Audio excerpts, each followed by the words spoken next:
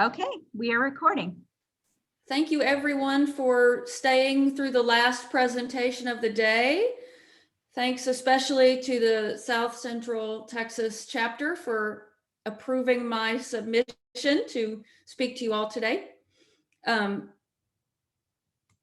going to talk about how to cultivate career skills through volunteering. I'm a technical writer since 1998. I got a master's at Texas Tech for that.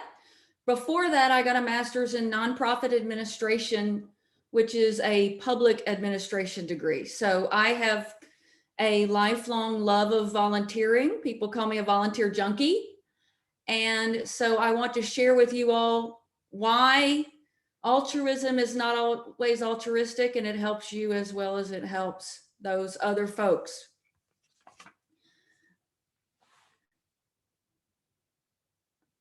I have sent my LinkedIn to the folks who are speaking today, but you all who are just attending, please go ahead and link in with me. I would love to have more connections. I move around a lot and I end up losing people, so I try to reconnect with folks. Last year I was in the DC chapter. This year I'm back in Houston. So always trying to make sure to keep together with everybody. So why are we here? I am interested in helping people broaden their resume, even if they have a very specific type of writing that they do for work. We're going to talk about ways you can get more skills, get more experience, and what we're calling future-proof for your resume. Perhaps you've only done online help and you want to begin doing API documentation. How would you go about finding ways to expand your skills without necessarily impacting your paycheck? The other thing I say here is don't allow your manager to direct your professional path, because if you rely solely on the assignments you're given from your technical writing department, you may do the same type of writing over and over, and you may end up with a portfolio of all the same document again and again. And if you're worried that you don't have something to step out of that and become the next level of writer you want to be, volunteering is a way you can get there.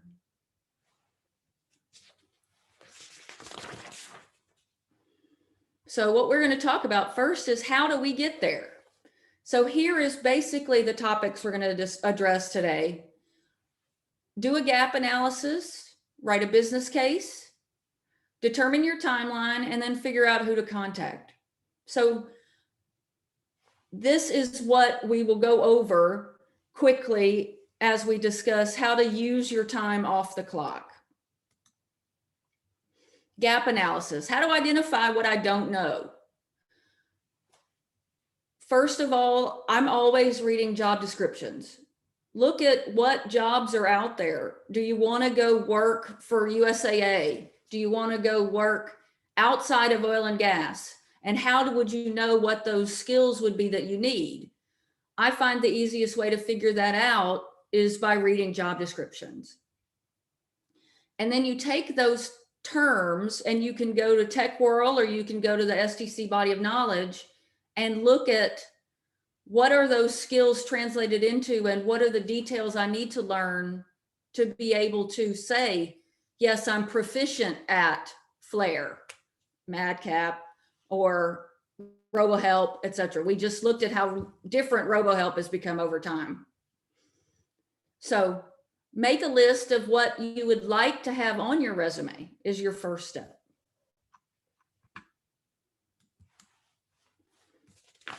And then figure out what skills you have and which skills you need. And then here are some fancy terms that you can start thinking about as you look at these job descriptions and your resume. Tagging and labeling could be discussed as content management. Designing layouts is visual design. Instructional development could be job aids and quick references.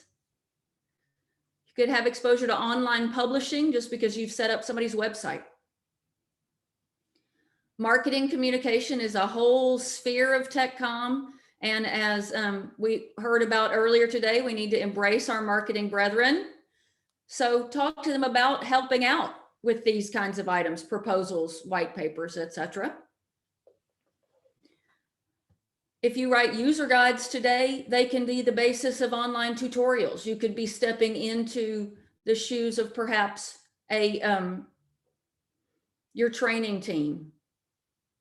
And then if you write for the company blog, you can say you create social media content. So this is just some help as to how to professionalize those things that you're already doing or that you want to identify to learn some more about. This step is kind of interesting. I did some research when I was writing an article for Intercom about volunteering.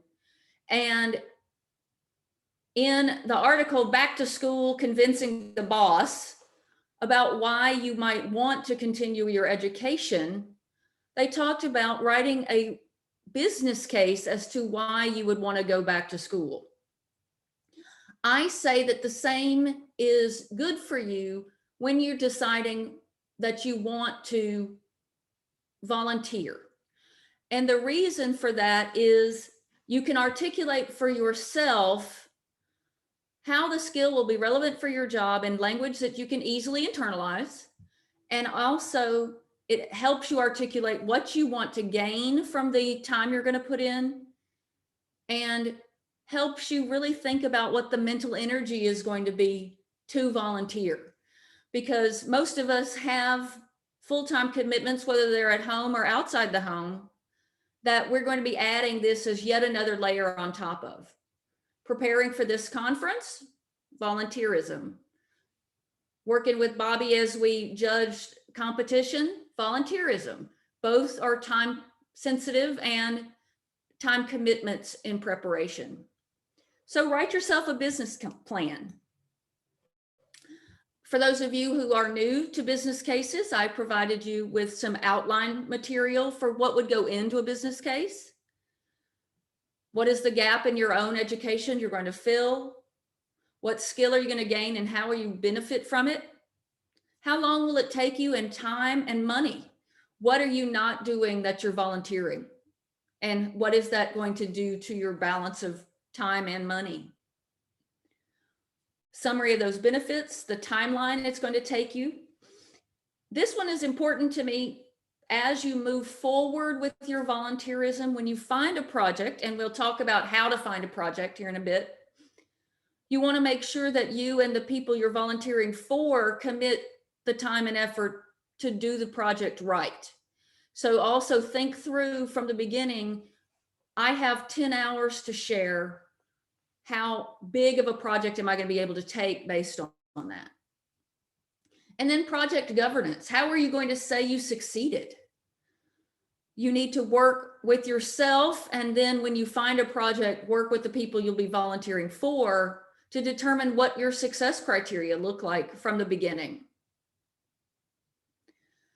My bonus there is a business case is a great portfolio item. Show that you've written this, because when I was working as not only a technical writer, but as a people manager, I was asked to write business cases for hiring or for buying new software.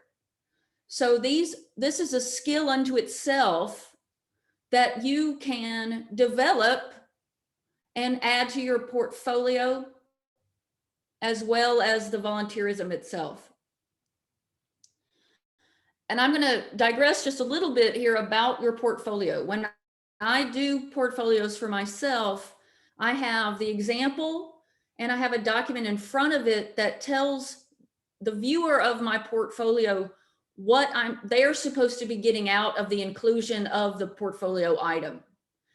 So if I'm going to show off that I have a business case, I lead my reader down the path of why did I include the business case? What about their job made me think that this would be something that they want to know why I can do it? They want to know that I've already done it before. Here's an example. As well as if you didn't do an entire project, for instance, you find something you can volunteer for that you won't own front to back. That page in front of the portfolio piece is a place to introduce to the reader what ownership you had and helps you articulate what they should be learning from what you're showing them about what you've done.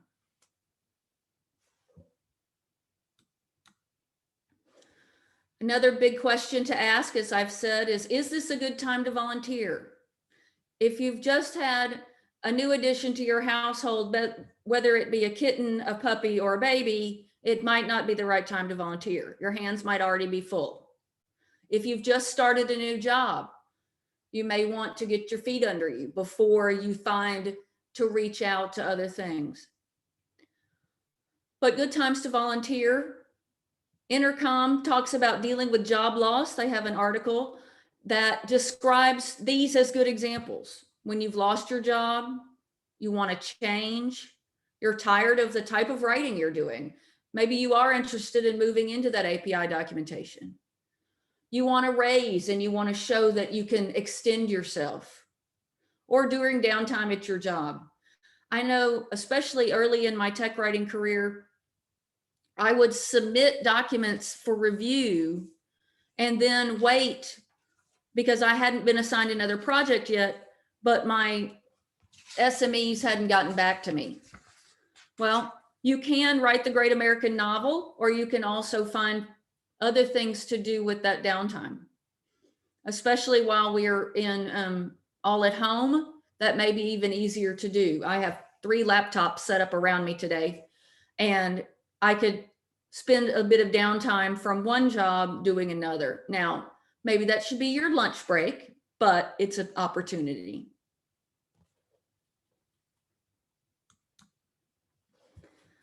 So there are a number of different types of organizations you could look to volunteer with. And here are a few we can talk about. Nonprofits. You can benefit nonprofits through the 3 T's: time, treasure, or talent. When I was working with nonprofits and teaching how to work and volunteer, that's what we talk about in the nonprofit sphere. You have 3 T's. Some people have sheer time. Docents at museums, that's what they're volunteering, is their time. You have people who want to get write-offs on their taxes. That's that treasure. They're giving you money. And then there are those of us who have skills we want to share and extend, and that's our talent. And that's how you can present yourself to nonprofits, is to discuss the fact that you have talents you'd like to share. Other departments in your own organization. You can get a lot of educational knowledge for your own company. If you see somebody struggling with marketing writing, they just have too much to do in too short a time frame, go ahead and offer to give them a hand. You might mention to your own manager that you're going to help this person out and discuss with them what leverage they can feed back through that bit of organizational assistance. And then the third one that I list is working for yourself as your hobby. I travel a lot and I didn't know how to do a blog, so I started a travel blog. So I would learn that I needed to contribute every day and have engaging content, and asked a couple of friends and family members to read it periodically and comment, so that I would learn the back and forth of what it was like to be a YouTuber or a blogger. So those are 3 options among many of ways that you can find volunteer organizations.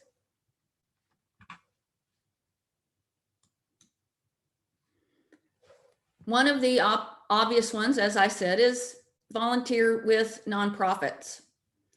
Here are 3 example websites that you can go to find nonprofit work. Idealist.org is looking for volunteers to do all sorts of things. Volunteer Match, and then Elder President Bush started the Points of Light organization. Also a place where you can find people who need work done. while Robert was talking, I pulled down this additional list at the bottom. I was actually on the I Rather Be Writing website yesterday, and they were talking about ways to contribute to API documentation. And he provides, this link, go back, where'd it go? There we go. He provides this link to I'd Rather Be Writing open source. This is where you can find places that you can contribute to the API sphere. He talks about there that you don't have to be as technical to get started. There are ways that you can contribute to the less technical elements of the API documentation to start as you ramp up. And I agree with Robert very much that this is a great resource for learning to do API documentation. He gives 3-day workshops on it, and he has also recorded all of those, and they're on YouTube. So check out I'd Rather Be Writing if you really are interested in finding a way to volunteer your way into that API sphere. So now, as we talked about with the gap analysis, let's drill a little more into what type of project should I do? Here are 3 areas you can look at for that. Perhaps identify tasks you want to learn. What would you really like to do and you haven't done before, such as the blog entries or moving from writing online help to doing social media? Find a nonprofit or a place in your own company that would let you try it out. Tasks you're uncertain about. Is there something like API documentation that you understand theoretically, but you've not tried before? Download the apps required and try it out. And then another option is your current tasks for different people.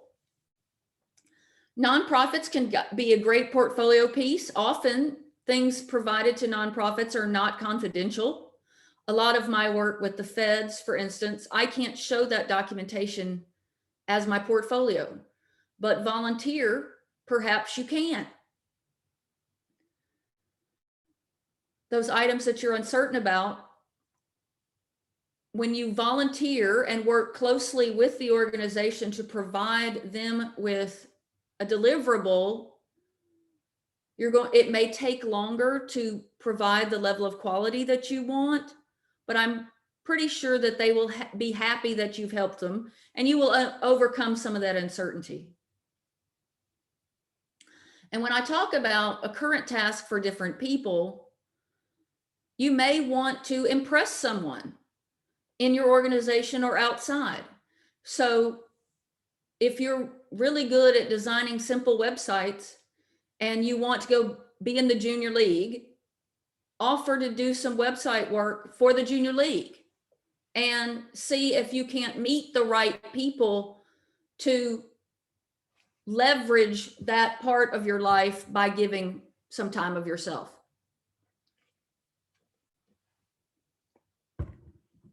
Then once you've identified your plan and your activities, dig in and do the best work. Here's a little bit more about those connections you can gain. One of the key skills of a new writer is that they may not be terribly comfortable with interviewing subject matter experts. Even contacting nonprofits or people you want to work with in the future and asking to just interview them gives you confidence in practice, allows you to write up what you learned about the interview process. And for new writers, that may be one of the biggest hurdles they overcome with volunteering, is just getting used to talking to people. I think Erica mentioned it before, when it's your tribe, it's comfortable. But if it's a senior programmer, you may feel less comfortable with asking them questions, making them stop, repeat, back up.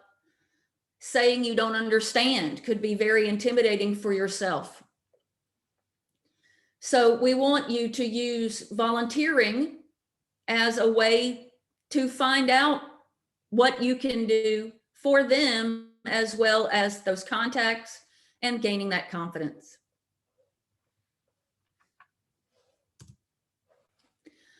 I think this is funny and obvious, but maybe not. Now get in there and do your best work. Be on your best behavior. You don't know if the person shoulder to shoulder with you today could be a manager of yours in the future. When I volunteer at the food bank, I end up working with people from all stratospheres, because businesses love to do food bank as their business team building. But I may just be there on a Tuesday and be working shoulder to shoulder with a CEO of a company from Houston. So make sure to think about quality in all things, because you are getting something out of your time as well as the recipient. Once again, our goal is being able to say on your resume that you've done these things, as well as portfolio pieces. Now you've done it. You've produced your project plan. Document the plan before completing your project. Do all the parts of a documentation project that you probably don't have time to always do at work. Find this opportunity with a nonprofit and say they need a new brochure. Maybe you've never dealt with a 3-part separation print job before, and maybe someone there has, they just don't want to design it. Well, work out with the person at the nonprofit what you need to learn as well as what you can provide. I'm going to provide you with some project files, and you're going to help me walk through the process of talking to the printer, reviewing the galleys, and actually getting this thing printed. Document all that. Put together the project plan, who's going to do which pieces, how you're going to oversee it. Once again, that in itself is something, if you want to be a department head of a tech writing department, show that you have done this type of planning before. Write out the steps you're going to perform to the best of your abilities and be on your best behavior. The volunteer next to you could be someone who will be your boss. Document how you performed the job and provide that information to the organization. They may need to produce a brochure again in the future, and your notes on how you did it will get them that much farther next time. They will be very happy when you provide to that organization something that they get to use again. It will double the impact. Once you have planned the project, performed the project, do the meta documentation. And then do a retrospective. Evaluate how your project went. What would you do better next time? And provide that to your client as well, because that will benefit them as well as you. Now that you've got your project finished, you can review your career plan and see how far you got towards your next goal based on this activity you've performed. And then enjoy the updates to your resume, showing, look at what I can now say I can also do.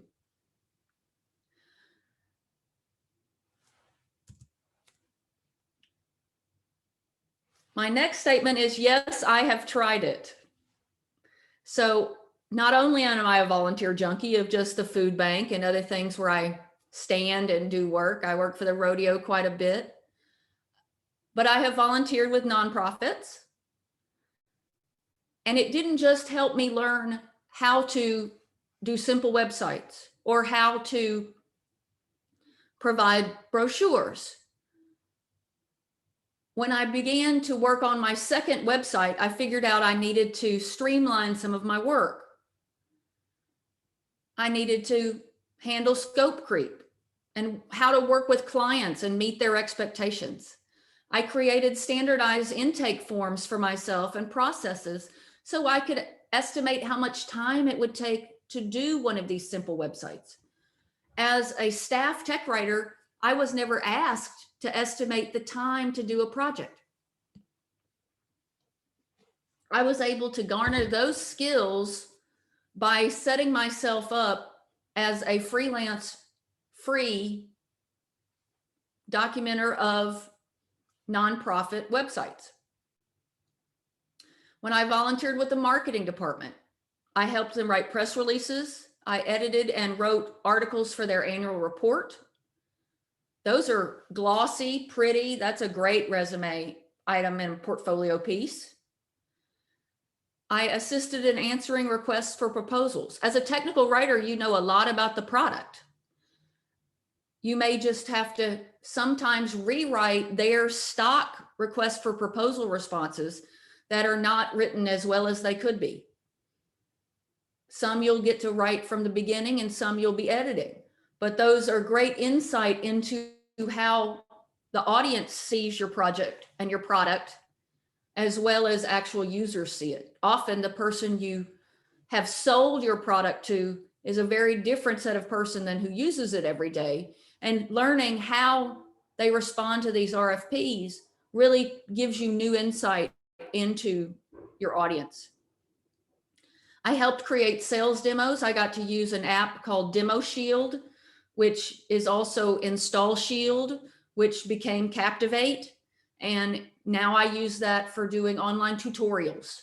And I got those experience from volunteering with another department. And also, I got to design customer facing reports, which I put together. They used on the marketing side. And then when a customer said, yes, we would purchase that, it went to development and actually got developed. So that was all exciting as well. I mentioned contacts again and again. The manager of the marketing department I volunteered with had been a technical writer. So she knew what I could do and what she could exploit. But I was able to get information out of her as well. So she provided me with progressively more difficult projects, lots of feedback. So she really did say, this is good, do this differently, why? The most important thing, she answered the why. She also became somebody I would go to lunch with once a month, and she would teach me about marketing theory, practice, how they're doing things and why at our company, so that I could say I had been more than a scrivener on the marketing side. I could explain some of the decisions we were making. This also enabled me to add some amount of marketing communication to my resume. And that was a benefit for me, as well as the time I provided to her. And I know the ladies have already mentioned it. Yes, I have volunteered for STC. I was a chapter president back in Arkansas. I gained experience developing programs, doing budgeting. I had never budgeted for anything before. I had just been a staff writer. I don't think I would have gotten to be a team lead had I not been able to budget for staff, equipment. We recruited and I supervised work. Then I was a finance committee chair for a regional conference, much like this one. I expanded my fundraising and development skills. Those are skills that I use in my nonprofit world. Development means fundraising. And it also means your Rolodex. That's part of why it was very important to me from the beginning to invite you all to join with me in LinkedIn. The more people you know, the better. So development is also that. Both of these I was able to do and gain all of this additional experience and take myself up the scale of from staff to management without having to lose my day job. And I was able to tell the next guy, yes, I've already done it. It was just for a nonprofit. I've also volunteered with the Society for Training and Development. They had their national conference in Dallas, and I wore an Ask Me button for an hour a day, telling people where the restrooms were, and they allowed me to go to the entire conference for free. So always be looking for ways that your professional organization networks with others that you can leverage both yours and the others. I've mentioned already that I have also volunteered with conferences such as this, as well as with being a judge at the conference that's Central Texas, Baltimore, New York, etc. That's a great way to keep fresh because you view 3 to 5 submissions from other tech writing teams of they think their best work or an example of their work. And you get to review that not alone, but with a group of 2 or 3 other technical writers, discuss that, determine what you all appreciate about it and what you could recommend. And then on top of that, you take that to the next level to the team and determine a best of show by presenting your best writing that you received as a judging group to the other teams. So I know I haven't used your whole hour so that we can chat here in a minute, but here's what I have learned from volunteering. Through volunteering as a web designer, I learned what it was like to be a private contractor. I didn't quit my full-time job, but I found out what it was like to always be working yourself out of a job. I was not comfortable with that because I've always wondered if I should go into contracting and just go work on my own. And I found out that that was not my level of comfort. I realized quickly working for a company and not for myself was the right thing for me. And I think that was huge. That may have been the most important lesson of all of my volunteering. So that is what I have for you today. I will open up the chat here in a second. I will say that I have handed these notes pages to Erica for distribution. And originally this was an article in Intercom, and I'll see if I can open it. Maybe not, but I have provided that as well. So you can all see the original article that we published on this topic after I presented similar material in the early aughts to STC International. All right, now I will see what I can do about opening the chat.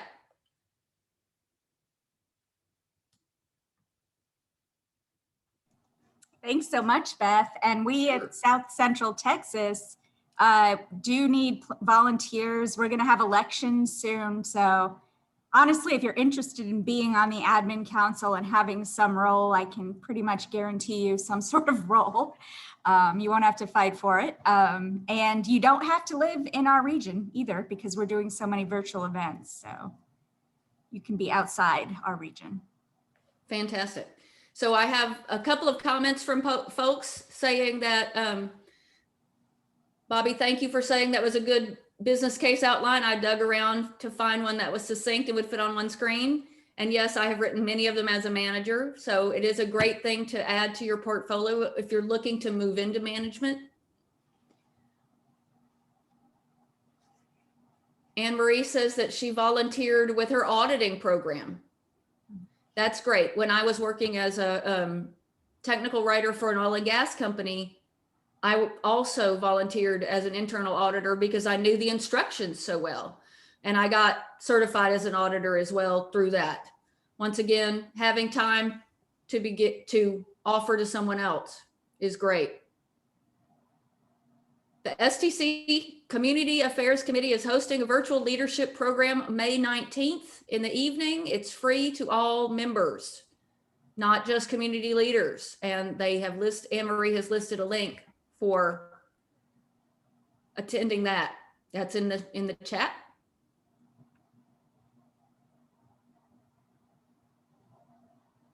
Yeah, I've always been at that one. I'm glad we're doing it virtually now, because before it was only in person at the summit when the summit was in person. So you have to be able to afford the summit. but Leadership Day has always been a free part of it. I'm glad that people commented on the business case being kind of the linchpin, because it really was for me too. When I first started doing this research and reading other people's discussions of volunteering, that really woke me up, because you do have to decide, not only am I going to go do this thing, but how do I commit to it and how do I show myself of having succeeded with it? And I think the business case helps you help yourself really articulate that. Yeah, that was new to me. I'd never even thought of doing that. I just volunteer and, don't document my efforts.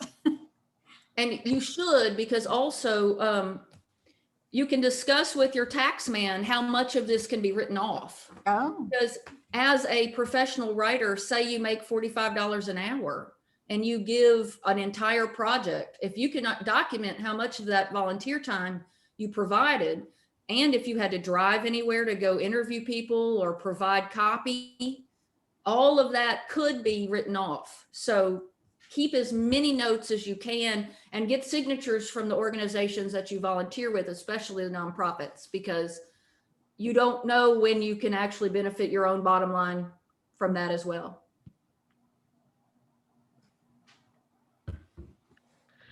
I have to say, Beth, one of the things that you taught me from working with you was to be proud of your volunteer experience. I'd always been well, I couldn't run fast enough type of description of my volunteering. But Beth kind of showed me how valuable it is, and quite frankly, how cool it is to be proud of what you're volunteering for and what you're volunteering about. So thank you. Thank you. I am a volunteer junkie. Erica and I worked side by side at a company for about 2 years, and she saw me always running off to do one or another thing. Those of you all who are from Houston understand the time commitment that can be involved in the rodeo. And oh, wow. I was on a number of committees and would spend time before the rodeo doing fundraising as well as boots on the ground for those 3 weeks. So.